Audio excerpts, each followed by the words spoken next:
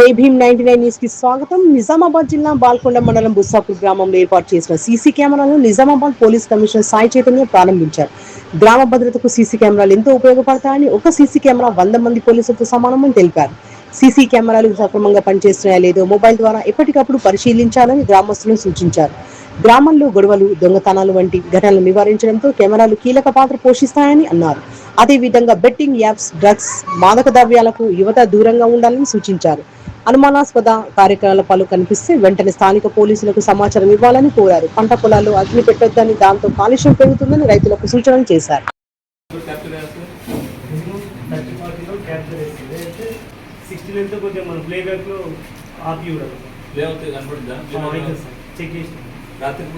Front నుండి వచ్చింది ఇంకో camera opposite camera back side లో పడుతుంది అదొకటి.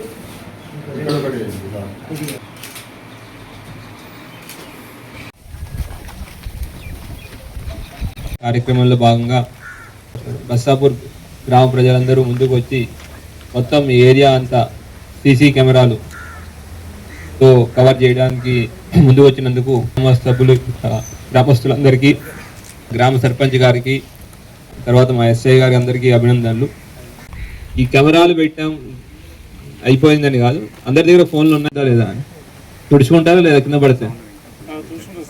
మరి సీసీ కెమెరాలు ఎండలోనే ఉంటుంది, వానకు తడుస్తూ ఉంటుంది. అది పనిచేస్తుందా లేదా చూస్తున్నారా? అది ఇంపార్టెంట్. పెట్టాం కాదు, పనిచేస్తుందా లేదా మీ సర్పంచ్, మీ విడిసి మెంబర్లు, మీరు బాధ్యత కూడా మన పైన ఉంది. ఎందుకు వచ్చినా లేదంటే ఎవరైనా వస్తువుల్లోనే ఎవరైనా గొడవ పడినా ఇవన్నీ మనకి ఈ కెమెరాల్లో క్యాప్చర్ అవుతాయి. సో ఆ విధంగా అనవసరమైన గొడవలు, అనవసరమైన తప్పిదాలు అన్నిటినీ మనం నివారించవచ్చు. ఎవరైనా దీంట్లో రూపాయి పెడితే 10 రూపాయలు వచ్చేస్తాయని ఎవరైనా చెప్తే నమ్మకండి. నిజంగా అట్లా ఉండేటట్టయితే అంబానీలు, అదానీలు వదులుతారంటే అటువంటి వ్యాపారాన్ని దూరంగా ఉండాలని పిల్లలకి చెప్పాలి, యువకులకి చెప్పాలి. ఈ డ్రగ్స్ అనే ప్రాబ్లం అన్ని చోట్ల పెరుగుతూ ఉంది.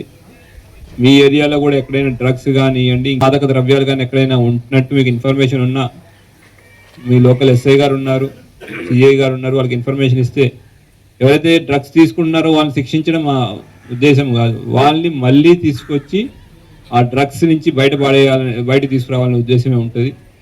ఏం చేస్తారు? మంట పడుతున్నారా పొలాలకు? మనం మేము చేసే యూరియా కానీ, పొటాష్ కానీ కూడా తెలుసు, మల్చింగ్ టెక్నిక్ ఉంటుంది. దాంతో మొత్తం నీళ్ళుగా నానబెట్టి మొత్తం మళ్ళీ ఒకసారి రోడ్డు తిప్పడం అవన్నీ మనకి ఆ కాలుష్యం కూడా పెరుగుతుంది. ఈ మంట పెట్టడం వల్ల ఏమవుతుంది అంటే ఆడ మంట పొగ వస్తుందా రాదా? నిజంగా దానికి అర్థం చేస్తూ ఇంకా దీన్ని సరే, అది ఎప్పుడో 18లో చేసింది కూడా వాళ్ళు అట్లనే గుర్తుపెట్టుకున్నారు సార్. మిమ్మల్ని కూడా ఈ ఊరు ఎప్పటికి కూడా మర్చిపోదని చెప్పని మేము ప్రత్యేకంగా గుర్తుంచుకుంటాం సార్. Thank you.